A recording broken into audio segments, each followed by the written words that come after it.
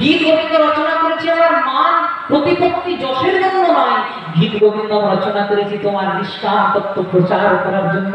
তুমি আমাকে কৃপা করবে না, এই না, তুমি যদি আমাকে কৃপা না করো আমি কিছুক্ষণের মধ্যে এই গীত গোবিন্দ নিয়ে অজয় নদীতে গিয়ে ঝাঁপ দিয়ে প্রাণ রাখবো। শেষবারের মতো পদ্মাবতীকে উদ্দেশ্য করে জয়দেব কি বলে উঠল, চোখে দেখা হবে না, শুধু দেখা হবে মনে মনে, চোখে দেখা হবে না, পারো তো না, চোখের দেখা হবে না বোধহয়, দেখা হবে মনে মনে, পারো তো আমায় মনে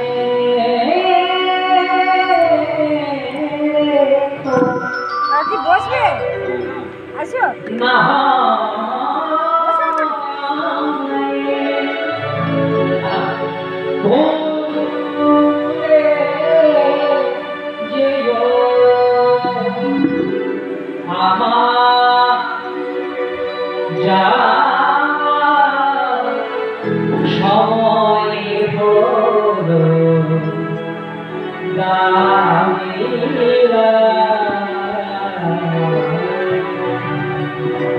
রাখি দুয়ার খুলো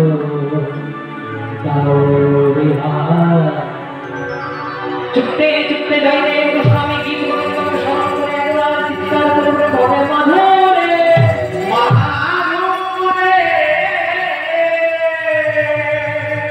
ভগবান যখন আমার দেখা দিল না,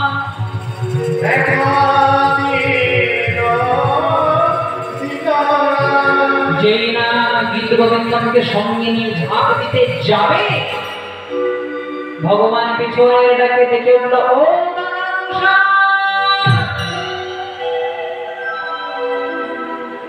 ও যেই না দাদা গোসাই বলেছে, পেছন পানে চেয়েছে, দেখি পিছন ভিড়,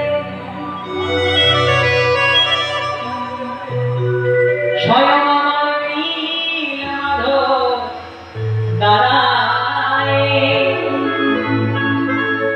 জয়দেব জয়দেব বলি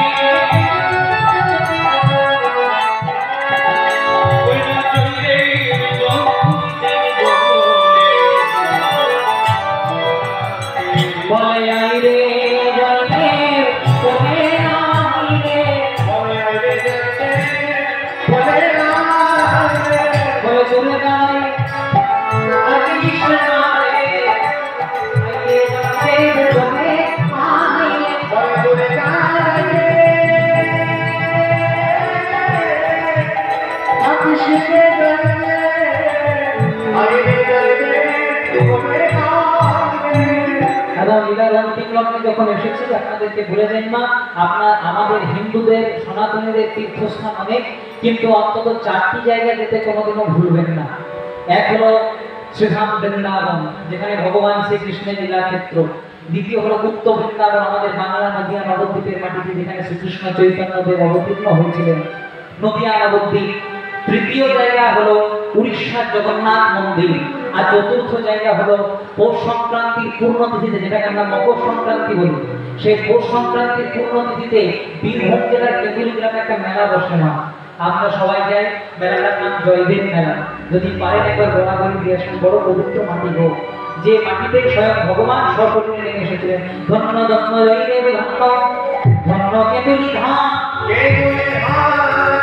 যাহাতে থাকেন ব্রহ্ম কপিকুণ্ড। এখানে ভক্ত সনে ভগবানের মধুর মিলন, প্রেমানন্দে ভক্ত হরি হরি কাশী রাধা